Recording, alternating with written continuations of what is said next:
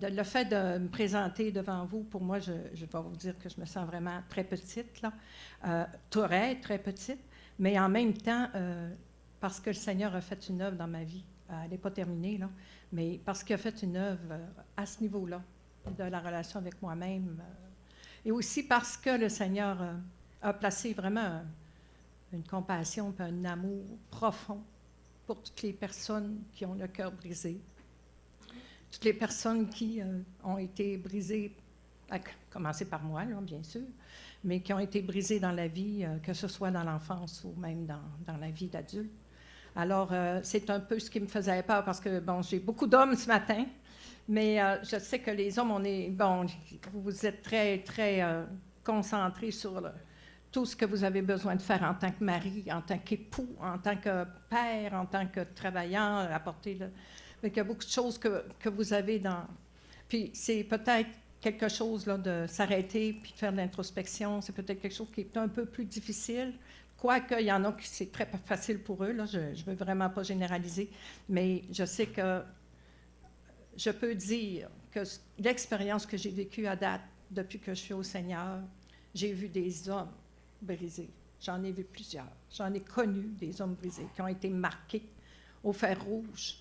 Puis, je sais qu'aujourd'hui, si en tout cas, il y a des choses qui vous parlent, merci Seigneur, je vais être contente, ça va être, mon objectif va être atteint, d'avoir fait penser à des choses que des fois on les tasse puis on s'en occupe pas.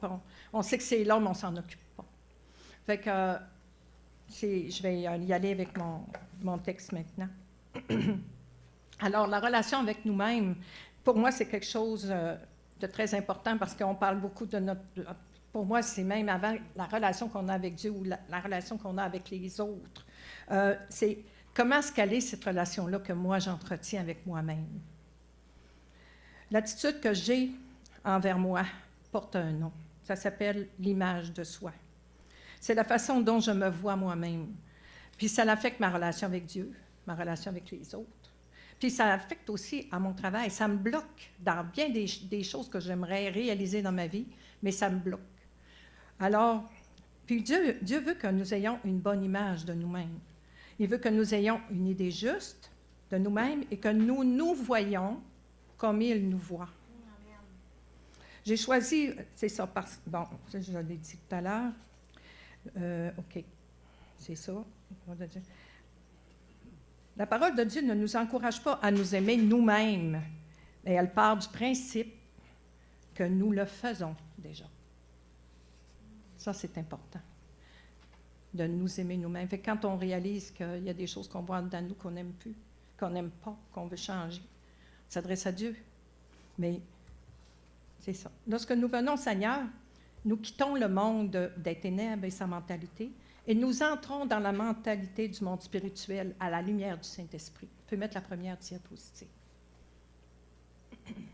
Éphésiens 2:1 explique « Vous étiez morts par vos offenses et par vos péchés dans lesquels vous marchiez autrefois, selon le trait de ce monde, selon le prince de la puissance de l'air, de l'esprit qui agit maintenant dans les fils de la rébellion. Nous tous aussi, nous étions de leur nombre, et nous vivions autrefois selon les convoitises de notre chair, accomplissant les volontés de la chair et de nos pensées, et nous étions par nature des enfants de colère comme les autres. Mais Dieu, qui est riche en miséricorde, à cause du grand amour dont il nous a aimés, nous qui étions morts par nos offenses, nous a rendus à la vie avec Christ. C'est par grâce que vous êtes sauvés. Il nous a ressuscités ensemble et nous a fait asseoir ensemble dans les lieux célestes en Jésus-Christ. Plus loin, dans la prochaine diapositive, Éphésiens 2, verset 10. « Car nous sommes son ouvrage, ayant été créés en Jésus-Christ pour de bonnes œuvres que Dieu a préparées d'avance, afin que nous les pratiquions. » Qu'est-ce que c'est les bonnes œuvres? Ah, les bonnes œuvres, on pense toujours, impliquer à l'église, les bonnes œuvres, faire ma vaisselle, aller manger, aller préparer le repas, les bonnes œuvres. Mais les bonnes œuvres, là, c'est aussi se regarder soi-même. Les bonnes œuvres, c'est aussi avoir une haute opinion de soi. Pas une opinion démesurée, mais avoir l'opinion juste que Dieu a de nous. Éphésiens 3,17 continue. En sorte que Christ habite dans vos cœurs par la foi, afin qu'étant enracinés et fondés dans l'amour, vous puissiez comprendre avec tous les saints quelle est la largeur, la longueur, la profondeur et la hauteur, et connaître l'amour de Christ, qui surpasse toute connaissance, en sorte que vous soyez remplis jusqu'à toute la plénitude de Dieu. Amen. Mais que faire pour en arriver là? On peut-tu tous dire qu'on est là, rempli jusqu'à toute la plénitude de Dieu? Dans la prochaine diapositive, la clé numéro 1, c'est l'amour révélé du Père. L'amour que Dieu nous a témoigné nous pousse à l'aimer. Lui, est de répondre à ce commandement que Jésus nous a donné dans Marc 12,30. Tu aimeras le Seigneur ton Dieu de tout ton cœur, de toute ton âme, de toute ta pensée et de toute ta force. Pour moi, je ne comprenais pas comment il pouvait m'aimer autant. Tout ce que je voyais de moi, c'était tellement négatif. Parce que je croyais, j'ai cru beaucoup longtemps. Puis c'est ce qui m'a construit au début, là. C'est ce que je voyais dans les yeux des gens autour de moi. Ce que j'entendais des gens autour de moi. Tu es comme ci, tu es comme ça, tu ne devrais pas faire ci, tu ne devrais pas faire ça. Ôte-toi de là, fais pas ça. Je pense que vous en avez tous dans l'esprit. Et en connaissant cet amour qu'il avait pour moi, cela m'a poussé à continuer de cheminer avec lui. Avec le temps, avec le temps, j'ai reçu guérison après guérison. Je l'ai aimé parce qu'il m'a aimé le premier. Prochaine diapositive. Et nous avons connu que l'amour que Dieu a pour nous. Nous avons connu l'amour que Dieu a pour nous et nous y avons cru. Dieu est amour, et celui qui demeure dans l'amour demeure en Dieu, et Dieu demeure en lui. Nous devenons un membre de la famille de Dieu. Puis ça, là, c'est tellement précieux. On ne se rend pas compte quand on arrive au Seigneur à quel point que la communauté, à quel point que quand on rentre dans une église, quand on fait partie, on est membre d'une église, on ne se rend pas compte à quel point que le communautaire est important autour de nous, que les gens qu'on rencontre. Moi, là, je peux juste vous dire que la semaine passée, quand le pasteur a annoncé que j'allais être la personne qui allait faire la prédication aujourd'hui, puis que j'ai vu votre réaction, là, mon cœur s'est réchauffé. Ça m'a tellement fait du bien. Puis je me suis tellement sentie acceptée. Puis se sentir accepté dans nos vies, dans nos foyers, avec nos amis, avec les gens du travail, avec nos familles quand on était jeunes. J'avais 3 petits points. C'est ce que Dieu fait que chacun de nous, c'est ce qui fait que chacun de nous a une si grande valeur aux yeux de Dieu. Parce que quand nous devenons membres de la famille de Dieu et que nous sommes transformés en l'image de Jésus, c'est ça qui fait que chacun de nous a une si grande valeur aux yeux de Dieu. La prochaine diapositive, on parle de l'amour de Jésus. Jésus nous a montré comment concilier l'amour pour Dieu, l'amour pour son prochain et l'amour pour soi-même. Et il a demandé à ses disciples de suivre son exemple dans Marc 12, 31. Tu aimeras ton prochain comme toi-même. Il n'y a pas d'autre commandement plus grand que ceux-là.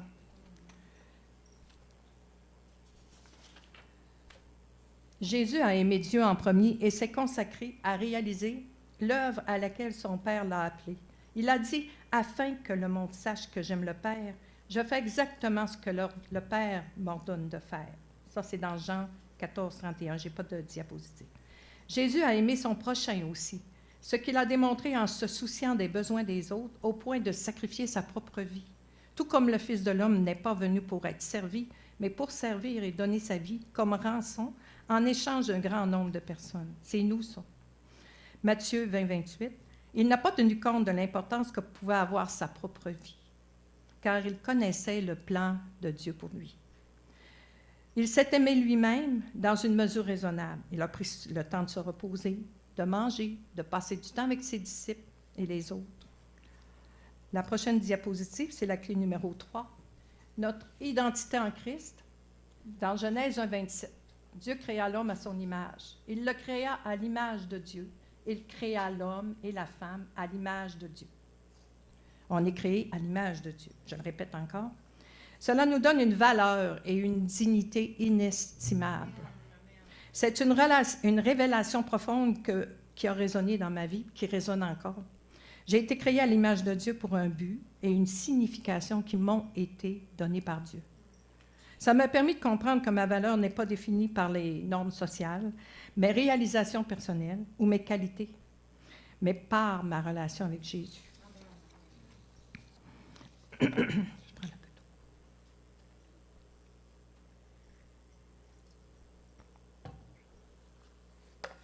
Je suis rachetée par le sang de Christ, adoptée dans la famille de Dieu et habilitée par le Saint-Esprit. C'est ma compréhension de mon appartenance divine qui est mon appui pour vivre ma véritable identité. La prochaine diapositive. La solution n'est pas d'apprendre à m'aimer plus, mais plutôt d'avoir une vision, une juste vision de qui je suis en Christ. Je suis une nouvelle créature en Christ. Moi, je peux le dire, puis vous pouvez le dire. Tous. Je ne suis plus esclave, mais fille de Dieu et héritière. Je suis la sœur de Jésus. Je suis l'ouvrage des mains de Dieu. C'est lui qui m'a formée. Je suis la brebis du Seigneur. Je connais sa voix. Je suis une violente qui s'empare du royaume des cieux. Vous pouvez tous dire ça pour vous-même. Amen. La prochaine diapositive, c'est la clé numéro 4, la transformation de Dieu en nous. Psaume 46, c'est lui qui a fait cesser les combats jusqu'au bout de la terre. Il a brisé l'arc et il a rompu la lance. Il a consumé par le feu les chars de guerre. Arrêtez et sachez que je suis Dieu. Je domine sur les nations, je domine sur la terre. L'Éternel des armées est avec nous. Le Dieu de Jacob est pour nous une haute retraite. Amen. Voici ma relecture de ce verset, ce que j'ai appliqué dans ma vie par rapport à ce verset-là. C'est Dieu qui m'a guéri, qui me guérit, et il le fait progressivement, en accord avec ma volonté, alors que beaucoup de combats intérieurs sont apaisés. Quand on parle de l'arc, quand on parle il a consumé par le feu les chars de guerre, il a brisé l'arc, il a rompu la lance, il a brisé tout ce qu'on se dirigeait vers nous. Toutes les pensées qu'on pouvait avoir mauvaises, méchantes de nous-mêmes, il les a brisées. Ça, c'est ma relecture de ce verset. Puis, pour moi, en tout cas, il est très significatif. Le besoin insatiable d'amour a été comblé par la révélation de l'amour de mon Père céleste. Le sentiment de ne pas être vu a été remplacé par une présence intense de Dieu en moi. Je n'ai plus à monter des murs de protection. Il est ma retraite et mon bouclier. Comment on est bloqué par ces murs-là? La peur de parler, la peur de prier, la peur de dire ce qu'on voudrait vraiment dire. On le retenir parce qu'on a peur de ne pas être accepté. Dans la diapositive 10, des attitudes à adopter. La bienveillance, tu peux la laisser là. La bienveillance, pour moi, c'était un point très important dans ma vie parce que lorsque Jésus est devenu mon sauveur, j'étais profondément brisée et marquée par une enfance puis une vie difficile. Et une chose que j'ai faite puis qui m'a beaucoup aidée dans mon cheminement, c'est que je me suis traitée comme je l'aurais fait pour ma meilleure amie. Quand je vivais des souffrances, ou plutôt que de me condamner, bien, je me demandais, bon, mais qu'est-ce que ma chum me dirait? Quand je voulais prendre des décisions difficiles par dépit, puis pas réfléchi, bien souvent, je me disais, bon, ben, qu'est-ce que mon ami me conseillerait? Tu sais, puis après ça, je mettais ça devant le Seigneur. Je me suis donné cette patience de ne pas encore être là où mon cœur aspirait être. Pour moi, apprendre à m'aimer, c'est un cheminement progressif qui n'est pas terminé. Dieu arrache, vanne, nettoie au fur et à mesure de ma marche avec lui. Il y a une chose que je me suis dite il y a des années, là, j'ai commencé cette prière-là il y a des années, peut-être 25 ans. Là. Tout ce que l'ennemi m'a volé, tout ce qu'il a pris dans qui j'étais, dans ce que Dieu avait préparé puis qui m'a été volé, je le veux le récupérer. Amen. Et je le récupère. Amen. Je le récupère de foi en foi, en foi, en foi. Amen. L'autre clé, c'est l'introspection. Il y a une attitude aussi que j'ai développée avec le Saint-Esprit.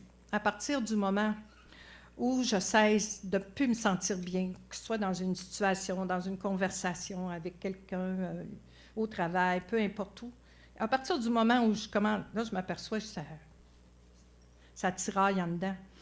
Là, je m'arrête, puis je regarde. Qu'est-ce qui se passe? Depuis quand ça ne va pas? Depuis quand je me sens comme ça? Qui j'ai rencontré? Qu'est-ce que j'ai dit? Qu'est-ce que j'ai fait? Puis, je prends le temps d'écouter ça parce que, bon, des exemples, j'en ai donné. En faisant cette introspection, je peux demander à Dieu de m'aider à m'améliorer, ou encore, ça me permet aussi de mettre en place des limites qu'il me faut établir dans différentes situations ou relations.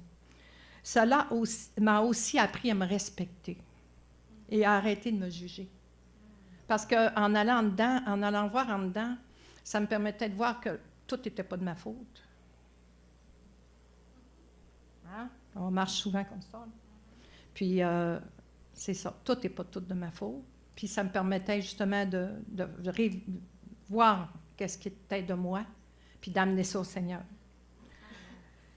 Dieu m'a aussi enlevé la honte de moi, la peur de prendre ma place, mon angoisse d'être visée dans une foule. Vous voyez, là? Le sentiment que c'est toujours de ma faute. Je ne vis plus dans l'anonymat. Je ne crains plus de donner mon opinion à cause du rejet. Je suis capable maintenant d'affronter mes erreurs sans me condamner et même d'accepter que je peux me tromper. Ma personnalité a évolué et je me sens de plus en plus épanouie. Puis ça, c'est à cause de Dieu en moi, c'est à cause de mon salut, mais c'est à cause de vous autres aussi. C'est à cause de l'amour qu'il y a autour de moi, que je sens autour de moi. C'est tout important, ces choses-là. Accepter ses défauts, c'est apprendre à s'aimer soi-même pour pouvoir ensuite aimer son prochain. Dans la diapositive numéro 1, la prochaine diapositive, Romains 12, 2, « Ne vous conformez pas au siècle présent, mais soyez transformés par le renouvellement de l'intelligence, afin que vous discerniez quelle est la volonté de Dieu, ce qui est bon, agréable et parfait. » La Bible dit aussi, dans Éphésiens 2, 10, « Car nous sommes son ouvrage. » Ça veut dire que Dieu travaille encore en nous pour que nous devenions ce qu'il veut que nous soyons. Dieu ne veut pas que nous restions dans nos souffrances intérieures. Il veut que nous soyons guéris de nos blessures profondes, que nous acceptions nos défauts et que nous soyons transformés. Lorsque je dis cela, je pense aussi à Marie de Magdala, qui, après que Jésus a chassé les démons dans sa vie, les démons qui la tourmentaient, a pu entrer dans son appel. Elle a suivi Jésus et est devenue un exemple, un disciple fidèle et dévoué au ministère de Jésus. La parole de Dieu ne nous explique pas la transformation par laquelle elle est passée, mais les faits qu'elle ait pu voir de ses yeux, la compassion de Jésus, de voir de ses yeux comment Jésus l'aimait. Ça a certainement contribué à la convaincre de son identité. La diapositive prochaine. Voici ce que la parole de Dieu nous dit dans Jérémie 31, 3. « De loin l'Éternel se montre à moi. Je t'aime d'un amour éternel. C'est pourquoi je te conserve ma bonté. Ta valeur est unique et incomparable. Tu es inestimable, chacun de vous. » Ésaïe 43, 4. « Oui, tu es précieux à mes yeux.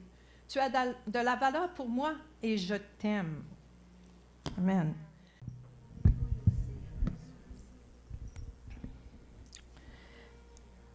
Sur quelle échelle mesures-tu ta valeur?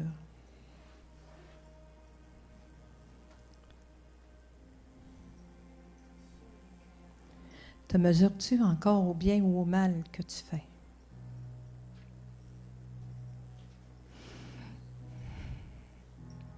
L'opinion et le regard des autres comptent-ils plus que ce que le Seigneur pense de toi?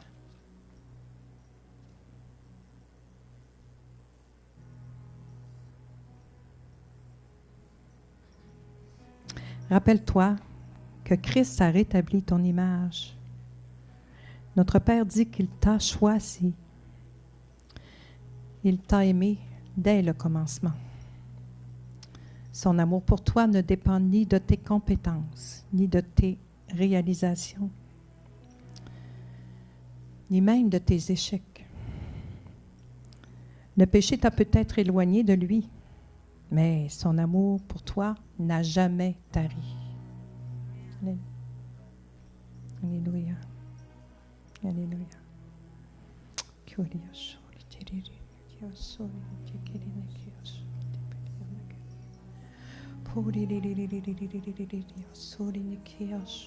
viens sonder les cœurs, Seigneur. Tu viens te révéler, Seigneur. Viens révéler dans les cœurs, Seigneur, le besoin de toi, le besoin de transformation de leur propre image, Seigneur. Je te prie, Seigneur, de venir, Seigneur, récolter les larmes, de venir récolter les peurs.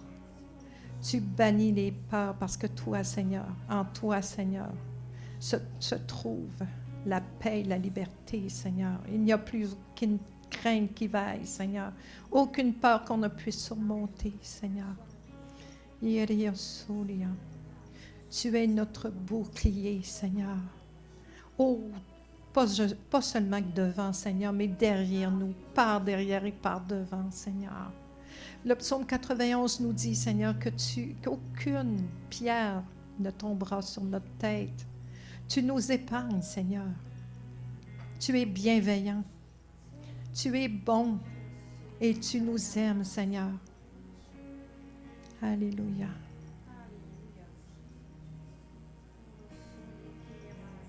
Merci, Seigneur. On peut mettre la prochaine diapositive.